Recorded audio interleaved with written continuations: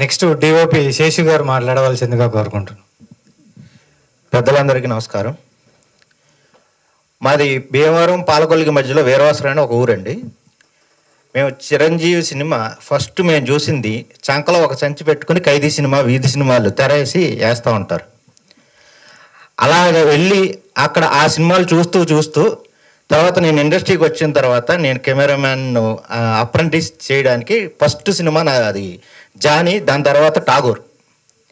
First అక్కడి నుంచి మళ్ళా వీరాభిమాని చిరంజీవి గారిది చేయడం నాకు చాలా అదృష్టం. రాము గారు కలిసినప్పుడు చిన్నగా చెప్పారండి, చిన్నది షార్ట్ ఫిల్మ్లా చేయాలి ఒక చిన్న కెమెరాతోటి. దాన్ని ఇంత పెద్దగా చేస్తారని అసలు ఎక్స్పెక్ట్ చేయలేదు. చాలా బాగా చేశారు రాము గారు. థ్యాంక్ యూ అండి నన్ను ఇందులో పార్ట్ చేసినందుకు.